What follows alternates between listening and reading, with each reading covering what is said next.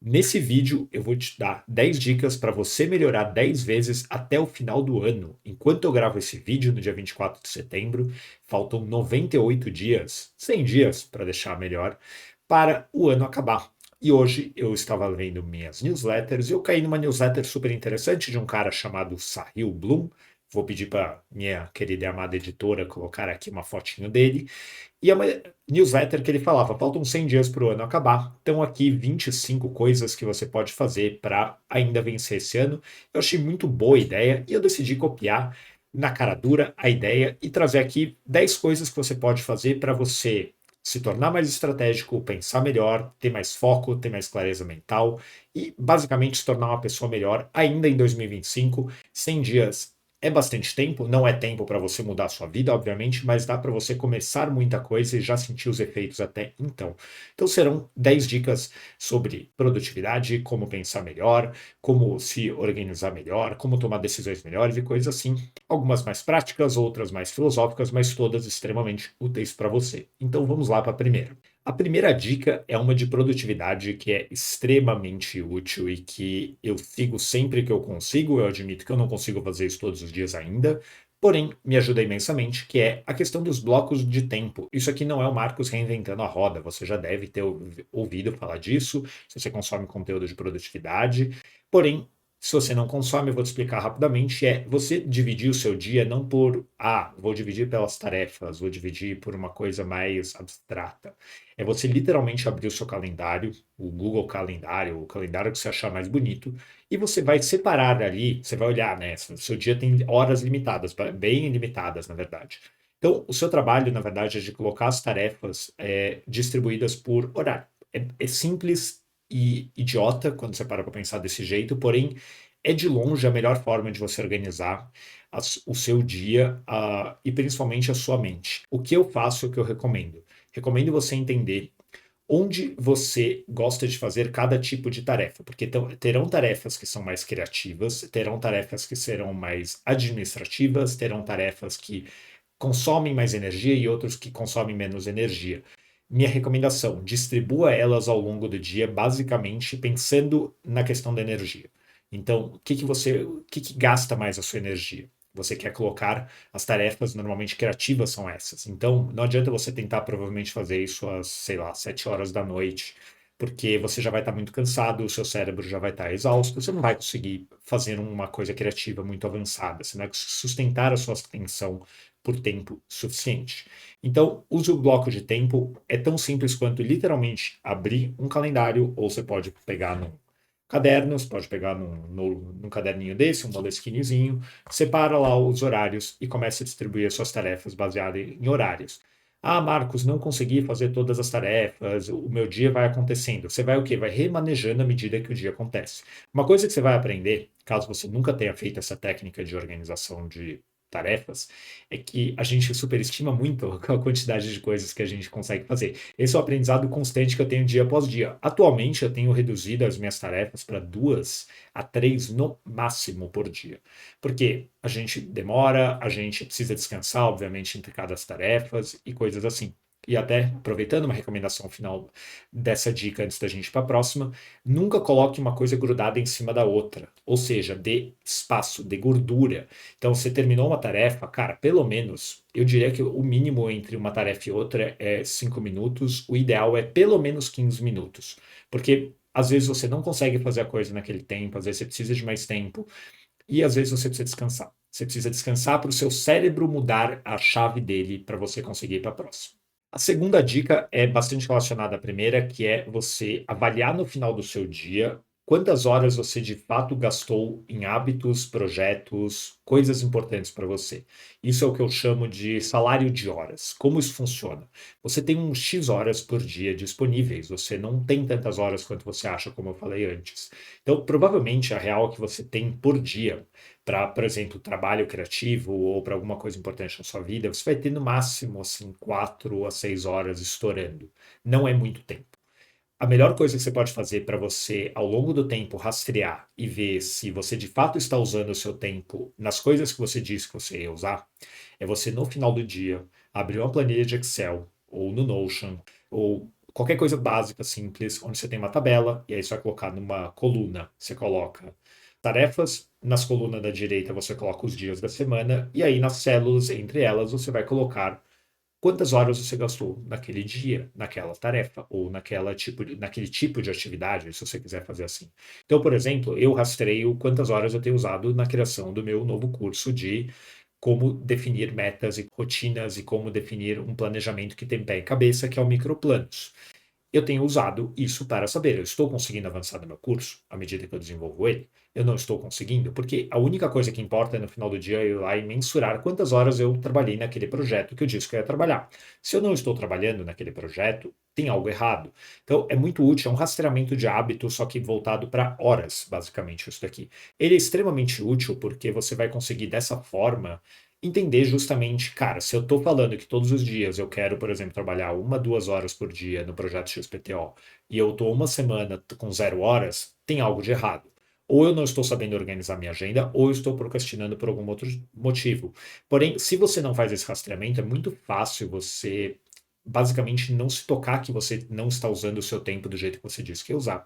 E aí o tempo passa, as coisas não andam e você fica se sentindo culpado porque as coisas não andaram. Sendo que na prática, muitas vezes, se você consegue rastrear essas coisas ao longo do tempo, você consegue fazer ajustes na sua rotina, nas suas próprias ações, muito antes do carro cair pelo penhasco. Indo para a terceira dica, que é relacionada a essas outras duas que eu falei, mas que é uma que vai mudar, e eu sei que parece exagerado isso, a sua vida no longo prazo, principalmente, que é você começar a escrever todos os dias e a refletir sobre os seus dias todos os dias. Eu tenho aqui um negócio que eu chamo de alinhamento e fechamento do dia. Eu vou até compartilhar minha tela agora para mostrar como eu faço isso, para você replicar se você quiser ou fazer a sua versão. Mas antes de eu mostrar, a importância disso é porque quando você faz a escrita, literalmente a escrita, ela é a única forma que nós, seres humaninhos lindos e maravilhosos, temos para organizar a nossa mente. Senão a nossa mente é extremamente caótica, o volume de pensamentos por minuto é insano, e se você não está escrevendo, você não está pensando. Então, se você quer pensar melhor, você precisa escrever mais. E não é só escrever coisas de trabalho, coisa assim, é escrever sobre a vida. Você precisa refletir sobre a sua vida, você precisa refletir sobre os seus pensamentos, você precisa refletir sobre aquilo que está te incomodando ou aquilo que você deseja, porque quando você escreve, você consegue trazer ordem e clareza para as coisas. Então, eu vou mostrar agora o meu alinhamento do dia, só para você entender como eu faço isso diariamente. Isso daqui é o meu alinhamento do dia no Capacities, que é um software de organização e notas que eu uso, muito parecido com o Notion. Eu mudei esse processo para o Notion atualmente, mas eu estou usando no Capacities aqui porque, honestamente, estava mais fácil de mostrar para vocês. Como você pode ver, o meu alinhamento do dia é um templatezinho, onde todos os dias eu respondo essas perguntas, como eu estou me sentindo hoje, pelo que eu sou grato, isso é super importante para a sua felicidade, quais são os meus planos. Aqui eu dou uma descrevida normalmente de o que eu vou fazer hoje, o que está na minha cabeça. Eu geralmente organizo o meu dia antes, eu tenho um planejamento de semana, ou eu tenho um planejamento de dia no final do dia. Mas eu gosto de organizar o dia também no começo do dia. Isso é bem importante. Isso aqui eu faço logo quando. Eu não vou dizer que eu logo quando eu acordo, mas é logo de manhã, antes de eu começar a trabalhar de fato. Qual micro vitória? Isso aqui é uma adição que eu fiz recentemente, ajuda muito, porque, novamente, como eu falei lá na questão do bloco de tempo, a gente superestima muito o que a gente consegue fazer em um dia e subestima muito a nossa capacidade, de focar. Então, quando eu coloco a micro vitória, eu basicamente pego uma das tarefas que estão aqui e jogo ela para cá. E falo, essa é a tarefa mais importante do dia. Ah, as outras são irrelevantes? Não. Mas se essa daqui for feita, já valeu a pena. Quais são as prioridades da semana? Isso aqui é muito bom porque ao longo da semana, principalmente se você é empreendedor, que nem eu, e também trabalha em outro lugar, que nem eu, são muitas coisas na sua cabeça ao mesmo tempo. É muito fácil você perder o tracking, se pode dizer assim, das coisas. Você vai perdendo a dimensão daquilo que você estava fazendo e aí aparecem ideias novas, projetos, incêndios para serem apagados. Então, é muito bom e útil você todos os dias relembrar qual era a minha prioridade da semana. E eu tenho, por fim, uma pergunta muito útil que me ajuda a desbloquear a minha ansiedade quando eu estou ansioso, que é se tem algo me gerando ansiedade. E como eu vou lidar com isso? Normalmente, só de eu escrever aqui, eu já começo a lidar. Porque, como eu disse, a escrita traz ordem, traz clareza mental. Então, quando eu escrevo aqui, eu basicamente já trago, numa perspectiva de solução, como eu vou resolver esse problema da ansiedade. E aí, por fim, eu tenho o fechamento do dia, que é basicamente uma avaliação do alinhamento do dia. Então, como eu me senti hoje, se eu fiz o que eu tinha planejado fazer ou não, se eu contribuí para avançar nas minhas prioridades, se não, o que aconteceu, se eu fui um bom empreendedor, um bom marido, etc. Isso aqui eu estou revisando, é muita pergunta isso aqui, honestamente. No que eu posso melhorar amanhã, eu gosto muito dessa pergunta, porque é uma avaliação crítica, e é claro que você precisa tomar cuidado aqui para não exagerar na dose da porrada, mas é muito útil você todos os dias pensar, cara, que eu fiz hoje que eu posso melhorar amanhã? Não só das coisas que você fez mal, mas às vezes fez uma coisa bem e você fala, nossa, eu posso fazer isso ainda melhor. E eu gosto também de dar uma nota de 1 a 5 para hoje. Eu estou jogando esse processinho no Notion porque eu quero ter um gráfico disso ao longo do tempo. Mas no Notion ainda tem muito poucos deles, então por isso que eu estou mostrando no Capacities. Mas é basicamente isso. Recomendo que você faça o mesmo ou algo semelhante. Eu, durante muito tempo, ainda faço de vez em quando, escrita livre, que é pega o caderninho, pega uma canetinha e escreva livremente o que está na sua cabeça, pelo menos 3 folhas, normalmente. Eu recomendo 3 folhas porque é o que dá tempo de você processar. Não é uma escrita, bom, chama escrita livre, né? Mas não é uma escrita feita para você tentar resolver algo super complexo. É assim, é tipo, cara, minha cabeça tá super confusa, eu tô me sentindo ansioso, eu tô me sentindo mal, deixa eu entender. É muito útil. Me diga aqui nos comentários, tá? Antes da gente continuar esse vídeo.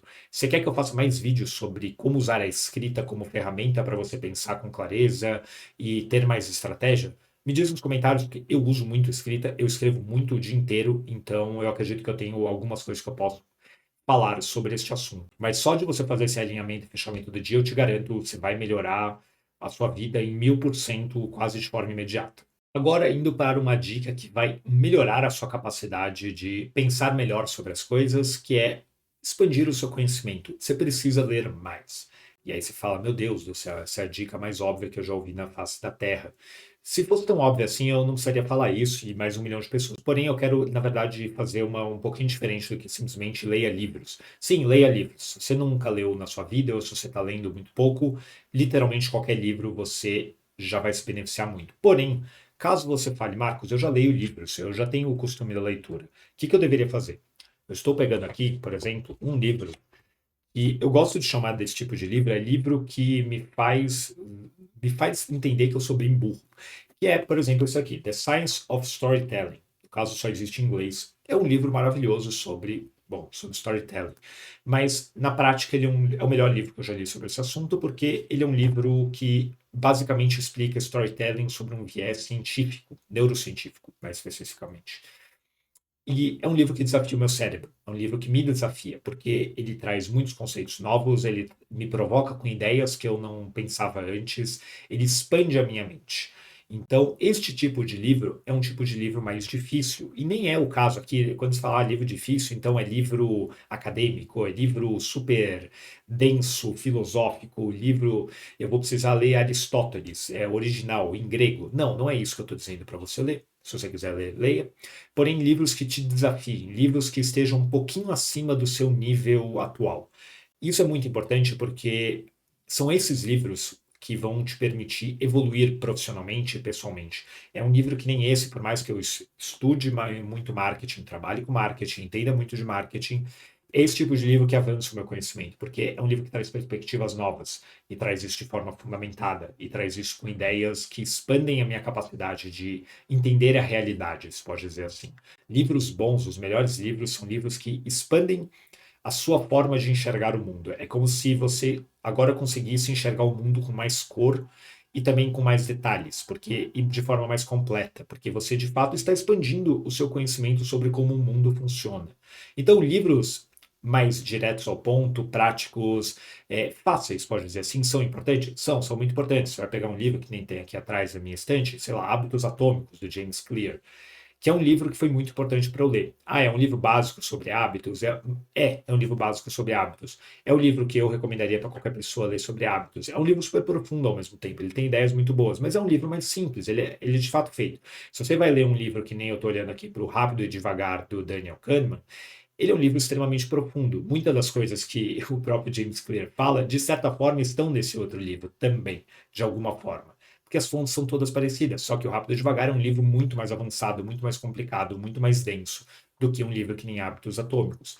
E é muito importante você ter este tipo de leitura para você conseguir avançar o seu intelecto, basicamente. A próxima dica é uma que é uma bastante cara para mim e é uma que eu sei que talvez muita gente entorte o nariz e outras pessoas falem, meu Deus, por que eu não fiz isso antes? Que é você parar de usar redes sociais. Se você é novo no canal, eu recomendo que você assista um vídeo meu chamado Por que eu saí do Instagram e você deveria fazer o mesmo. É um vídeo onde eu explico o meu processo de sair do Instagram como criador de conteúdo e consumidor de conteúdo, porque eu fiz isso. Eu vou te dar a versão sintetizada ao máximo aqui. Você precisa sair do Instagram e do TikTok e do Twitter e de qualquer outra rede social extremamente acelerada, porque elas são extremamente aceleradas. Porque ela está drenando o seu cérebro, te dando como recompensa dopamina barata, conteúdos rasos, conteúdos idiotas, o brain rot, como a gente gosta de falar. E ela não está agregando nada na sua vida. Provavelmente você está se comparando, você fica ansioso, você fica negativo, como eu estava. Sair de uma rede social, ou pelo menos começar um processo de diminuir drasticamente o uso dela, vai ser a melhor decisão que você pode tomar ainda em 2025 na sua vida, tá? Se você ignorar o resto do vídeo inteiro, só leva essa daqui para sua vida que já vai melhorar imensamente. Comece a sair do Instagram e de outras redes sociais. Diminua drasticamente o seu uso. Você não tem nada a ganhar ao usar o Instagram, seja como consumidor de conteúdo, seja até como criador de conteúdo, por mais que tenham vendido essa lorota para você. Eu vou fazer mais vídeos aqui sobre isso, até de forma mais prática. Assista aquele vídeo que eu acabei de citar, ou porque eu saí do Instagram, porque lá eu falo como você pode, de forma bastante prática, acionável, começar a fazer isso, mas eu vou gravar outros vídeos sobre esse assunto. Agora indo para a temática de como tomar decisões melhores, né? De forma geral, na sua vida pessoal, profissional, não importa o contexto, eu vou te dar 3 dicas aqui em seguida, uma da outra, que são sobre o assunto tomada de decisão. Se você também é novo no canal, assista os meus vídeos sobre tomada de decisão. Boa parte do meu conteúdo é sobre esse assunto, porque é impossível você ser uma pessoa estratégica se você não toma decisões boas. Ser estratégico é sobre fazer boas escolhas, ou seja, decidir de forma inteligente. A primeira delas é você começar a mudar a sua forma de interpretar as suas decisões. Nós tendemos a analisar as decisões muito mais pelos resultados delas do que pela decisão em si. Então, num exemplo bastante real, imagina que você atravessa um farol vermelho a 120 por hora e você não bate o seu carro. Você diria que essa decisão foi inteligente? Provavelmente, se você é uma pessoa com 2 parafusos na cabeça, você vai falar: não, Marcos, foi uma decisão burra pra cacete. Sim, foi muito burra essa decisão. Por que ela foi muito burra? Porque o resultado, por mais que tenha sido positivo, o risco era altíssimo. A decisão em si foi muito ruim. Só que a gente muitas vezes no dia a dia, para as decisões que a gente toma na vida, a gente esquece disso e a gente começa a avaliar nossas decisões, principalmente aquelas mais ambíguas, aquelas que a gente não consegue ver o resultado de forma imediata, focado 100% no resultado. Então, vou me dar como exemplo aqui. A minha decisão de sair do Instagram, se eu avaliasse somente pelo resultado, sei lá, como métrica aqui de negócio, quantos inscritos eu tenho no meu canal de YouTube? Hoje é muito pouco, mas eu sei que essa é uma decisão muito boa, porque no meu longo prazo, o meu YouTube é muito mais valioso do que o meu Instagram, mesmo que hoje ele seja muito pequeno. Mas se eu estivesse olhando somente para o meu resultado atual, eu falaria: não, essa decisão é muito ruim, eu preciso continuar no meu Instagram, porque lá eu consigo crescer mais rápido, teoricamente. Então, você precisa tomar muito cuidado para não avaliar as suas decisões pelo resultado exclusivamente. É muito difícil de fazer isso, já estou avisando. É um processo, e mais que isso, você precisa estar ativamente pensando em: eu não posso avaliar essa decisão somente pelo resultado dela. Muitas vezes a gente toma uma decisão sem saber exatamente aonde aquilo pode levar, necessariamente.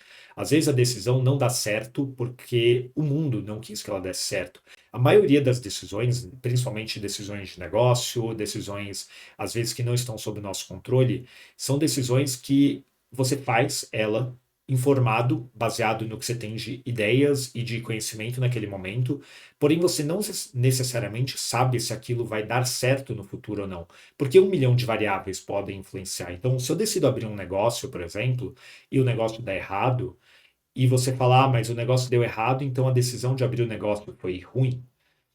Depende, mas provavelmente não. Por quê? Putz, porque, cara, o mercado estava muito difícil. Ou, de repente, apareceu uma crise econômica. Vou falar outro exemplo meu. Quando eu comecei a empreender, em 2020, eu abri com um sócio meu uma consultoria de negócios. Foi meu primeiro negócio. E ela não deu certo. Mas a gente abriu uma consultoria de negócios em janeiro de 2020, 2 meses antes do mundo acabar. Aí você fala, cara, a sua decisão de ter aberto a consultoria foi errada? Não, mas eu não tinha como saber que ia ter uma pandemia 2 meses depois e que o mundo ia virar de a cabeça para baixo. Então, toma muito cuidado ao avaliar as suas decisões. Você precisa começar a avaliar a decisão mais pelo processo decisório, o que te fez tomar aquela decisão, o que você está esperando com aquela decisão, o que você sabe sobre aquela decisão, etc., e não somente pelo resultado. Isso daí é um viés cognitivo, palavra chique para você, chamado viés do resultante, onde a gente avalia tudo pelo resultado. Então, se o resultado não foi bom, quer dizer que o esforço não compensou. E muitas vezes, para não dizer a maioria, isso é uma absoluta mentira. Continuando no tema de decisão, uma das melhores formas de você tomar decisões melhores é você usar o famoso pensamento de segunda ordem. Bom, famoso eu não sei, tá? Não sei se você já ouviu falar disso, eu já li disso algumas vezes. O que significa o pensamento de segunda ordem? Muitas vezes a gente toma uma decisão pensando somente no resultado imediato. Ah, então eu vou começar a consumir conteúdo no Instagram para me distrair, por exemplo. E o resultado imediato disso é eu fico feliz, fico distraído porque eu fui lá e dei um Reels engraçadinho pro meu cérebro. Mas qual é a consequência da consequência? No longo prazo, isso vai destruindo a minha capacidade de raciocinar. No longo prazo, isso vai destruindo a minha capacidade de prestar atenção nas coisas. Então, o pensamento de segunda ordem é basicamente uma forma de você, antes de decidir algo, você pensar, legal, qual é a consequência disso no futuro? Para onde isso pode levar? É óbvio que é um exercício mental. É óbvio que você não vai conseguir prever o futuro com precisão. Porém, isso pode te ajudar muito a evitar tomar decisões burras, como eu te dei nesse exemplo aqui do Instagram, e te ajudar a tomar decisões boas, principalmente em momentos de incerteza. Então, voltando à questão do negócio. Se eu paro para pensar e falo, putz, qual é a consequência da consequência de eu abrir um negócio?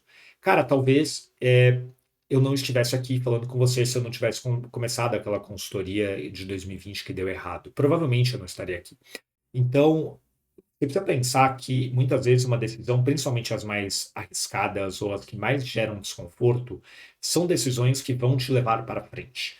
Se você, em 2025, começa a tomar decisões pensando no pensamento de segunda ordem, ou seja, na consequência da consequência, você já começa 2026 com uma posição muito vantajosa para tornar o ano que vem muito melhor.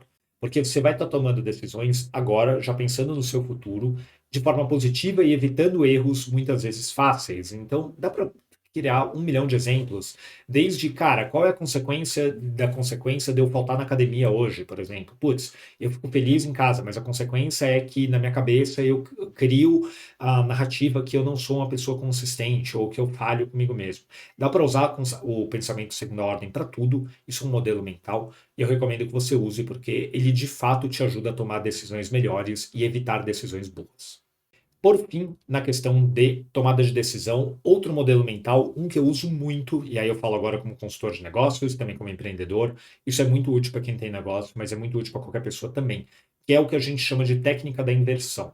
Marcos, o que é isso? Que loucura é essa? Técnica da inversão nada mais é do que você pegar um problema ou uma situação e você inverter ela. Então, eu vou te dar um exemplo. Eu falei aqui brevemente do Microplanos, meu curso novo de planejamento de metas e de projetos.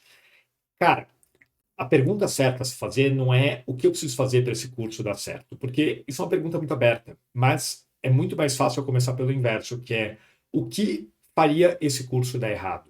Ah, ele é muito teórico. Ah, ele é muito longo. Ah, ele é muito chato. Ah, ele é muito difícil de aplicar, etc. Então, quando você começa, muitas vezes a gente tem facilidade para pensar no negativo mais do que o positivo, porque o negativo às vezes é uma coisa, primeiro, mais evidente no nosso cérebro, a gente é mais movido pela negatividade do que pela positividade, porque é o jeito da gente sobreviver no mundo, basicamente assim, e também porque o negativo a gente já vai acessar a nossa memória de outras coisas que a gente fez, viu que deram errado, e elas são mais evidentes na nossa memória do que coisas que deram certo. É mais fácil de você pensar assim. A técnica da inversão você pode usar para isso, você pode usar, por exemplo, para hábitos, você pode falar, nossa, eu quero construir o hábito de ir na academia. Você pode pensar e falar, cara, o que me faria de forma garantida a não querer ir na academia? Aí você pode pensar, o que me faria não querer ir na academia é não ter um plano bem estruturado de treino, não ter uma pessoa que me ajude nos treinos, não ter a minha roupa separada de forma visível. Coisas básicas. Dá para extrapolar isso aqui para onde você quiser. E também dá para extrapolar de outro jeito, não precisa ser só para o negativo. Você pode inverter no sentido de ir para o futuro, para o presente. Como assim? Uma das técnicas de planejamento que eu mais gosto de usar e é extremamente útil para a definição de planos de ação a partir de um objetivo é você fazer a seguinte pergunta. Ah, eu defini um objetivo. Meu objetivo, sei lá, é faturar 100 mil reais em 2026. Legal. Para eu faturar 100 mil reais em 2026, o que precisaria ser verdade? Ou seja, o que precisaria ser verdade para eu estar faturando X mil reais no ano que vem? Quando eu começo assim, eu basicamente vou para o futuro e aí eu volto para o presente para falar, legal, para isso ser verdade eu preciso ter um produto XPTO, eu preciso estar fazendo XY coisa, tal coisa precisa estar acontecendo, ou seja, eu meio que inverto novamente e eu parto de um pressuposto de uma verdade futura para voltar ao presente e assim conseguir tomar decisões que me aproximem daquele futuro. Eu estou indo de frente para trás. E agora, indo para as últimas duas dicas deste vídeo, uma delas é uma questão de que alinhar os seus próximos meses, o seu próximo ano, principalmente. Eu falei no começo desse vídeo de 10 dicas para você começar em 2025, para você evoluir 10 vezes ainda esse ano, certo? A melhor coisa que você pode fazer, principalmente para tomar decisões boas e para planejar o seu futuro, é você usar o que eu acabei de falar de ir para o futuro e depois voltar para o presente. E uma das coisas que eu recomendo você fazer é você construir de forma escrita, de forma visual, escolha o jeito que você quiser, qual é a sua visão de vida futura desejável. E eu recomendo você, pelo exercício desse vídeo, fazer isso daqui a um ano. Então, imagina que a gente está em setembro de 2026. Como você quer estar em setembro de 2026? Como você quer que os seus dias sejam? Como você quer que a sua vida esteja? Com quem você está falando? Com o que você está trabalhando? Como é que está a sua cabeça? Como é que está a sua rotina? E eu quero que você escreva isso de forma super concreta, super específica. E eu não quero que você fique em coisas abstratas e coisas, ah, eu quero estar rico, ah, eu quero ter dinheiro na minha conta. Porque, cara, isso é vapor, isso não é específico, isso não é concreto. O nosso cérebro ele não funciona com coisas vagas e pouco específicas, principalmente para planejamento. O grande erro de planejamento é você ser um planejamento abstrato, um planejamento que é uma fumaça, basicamente. Você não consegue ver aquilo muito bem, você não consegue sentir. Quanto mais visual for, mais detalhado for, mais concreto fica na sua mente e mais fácil é você entender, cara, eu estou conseguindo fazer isso ou não? A nossa mente funciona por comparação. Então, quando você tem na sua cabeça uma imagem mental muito clara de um objetivo, de uma meta, e nesse caso eu estou falando de um objetivo, de uma meta de estilo de vida, mais fácil você vai conseguir olhar para a sua situação atual e falar: eu estou me aproximando disso, sim ou não. Não existe muita ambiguidade. O grande problema do objetivo abstrato é que ele é ambíguo. Então você não sabe se você, eu quero ser rico. Cara, o que que significa isso? Ah, eu quero ser uma pessoa feliz. O que que significa isso? Ah, eu quero ser uma pessoa que sorri todos os dias. Legal, isso é um pouco mais específico. Mas mesmo assim é muito solto. Então, seja específico. Detalhe o seu estilo de vida, como você quer que a sua vida seja, quais valores você quer viver, etc. É óbvio que eu estou falando disso para um ano, para você não enlouquecer e ficar tentando pensar no futuro muito longo, porque às vezes é difícil. Mas dá para usar isso como planejamento de vida mesmo. Posso fazer mais vídeos sobre esse assunto, porque é como eu faço o meu planejamento de vida. Eu não faço ele baseado em, eu quero ter X coisa, um grande objetivo abstrato na minha cabeça, ou às vezes um outro grande problema é um objetivo, eu quero ter, sei lá, dá um exemplo bobo, eu quero ter esse caderno. Legal, quero ter esse caderno. Por que eu quero ter esse caderno no final do ano que vem? Então, assim, tome cuidado também com grandes objetivos que e você acha que a sua vida inteira vai se alinhar para aquele objetivo acontecer. Porque muitas vezes o grande problema disso é você tomar um monte de decisão que te faça alcançar naquele objetivo, só que você deixa outras coisas da sua vida de lado. Então, eu quero que você pense aqui de forma meio holística, como você quer que a sua vida esteja no ano que vem. Pessoal, profissional, tanto de saúde, de relacionamento, do que você bem entender. Como você quer que a sua vida esteja. Dá uma detalhada nisso, porque eu te garanto que isso vai alinhar bastante o que você precisa fazer e como você pode fazer para tornar isso realidade. Por fim, eu quero que você Crie um projeto para os próximos 6 meses. No mínimo. Eu diria 6 meses a um ano. Mas um projeto ambicioso que vai demorar 6 meses a um ano para ele ficar pronto, para ele ser concluído. Por que isso é tão importante? E por que eu digo ambicioso? Vamos, né, primeiro vamos desmembrar aqui a frase do Marcos. Ambicioso porque ele precisa ser uma coisa desafiadora. Ele não pode ser uma coisa que você faz em 2 dias. Não faz sentido. Você precisa de projetos que sejam desafiadores na medida certa, por isso que eu chamo de ambicioso. Não é uma coisa desmedida, você precisa tomar muito cuidado aqui. Então não adianta falar, Marcos, eu não tenho um negócio e eu quero faturar 100 mil reais nos próximos 6 meses. Cara, talvez um gato pingado a cada 100 mil consiga fazer isso. Não assuma que você é essa pessoa, assuma que você não é essa pessoa. Ambicioso é uma coisa que te desafia, é importante para você, que esteja alinhado com o que eu acabei de falar na outra dica, na dica número 9 sobre você construir essa visão de futuro em detalhes e você alinhar a sua vida para construir essa visão de futuro, mas principalmente uma coisa que seja significativa para você. E uma coisa que, novamente, te desafie, te tire da famosa zona de conforto. Então, por que 6 meses? Por que um ano? Porque você precisa dar tempo ao tempo. O grande erro das pessoas com planejamento de projetos, metas, tanto faz o nome que você quiser escolher, é que elas colocam períodos de tempo insanos para coisas muito complicadas e difíceis, etc. E é bonito no cérebro, só que o mundo real não concorda com o seu cérebro. No nosso cérebro, parece que fazer 100 mil reais em um ano, sendo que a gente nem negócio tem, parece a coisa mais fácil do mundo. Só que aí a vida real chega e ela mostra que talvez você demore meia década para conseguir esse número, ou demore 2 anos, não importa. Porém, a coisa mais importante que você precisa fazer é dar tempo ao tempo, para você conseguir fazer um progresso de forma constante, contínua e de forma que não desista, que não te gere ansiedade, que não te gere desespero de meu Deus, o negócio está se aproximando, eu não consegui ainda, é mais difícil do que eu queria, etc. É por isso que eu digo 6 meses a um ano, tá? Eu, por exemplo, esse ano estou com um projeto que vai acabar agora no final de novembro, que é correr a minha primeira meia maratona. Eu até já corri 21 quilômetros no treino, mas correr uma prova, uma meia maratona, é a primeira vez que eu vou fazer. Eu comecei esse projeto em dezembro do ano passado, então é quase um ano, deu 11 meses de projeto. E aí você fala, Marco, você poderia ter conseguido correr essa meia maratona antes? Eu diria que não, me conhecendo. Mas, se eu quisesse muito, talvez. Ah, muito, mas eu talvez tivesse me estourado no processo, talvez eu tivesse tido lesão, talvez eu tivesse ficado ansioso. Eu falei, eu não quero isso, eu não preciso disso.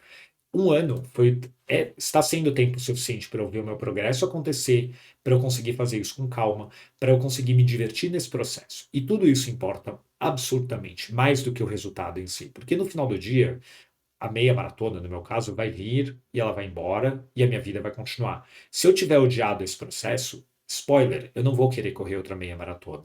Então é por isso que é tão importante você dar tempo ao tempo, porque quando você dá tempo ao tempo, mas você tem uma deadline, você tem uma linha de chegada clara, específica, uma data que você consegue falar ou eu fiz ou eu não fiz, você consegue evoluir e você consegue fazer isso com calma.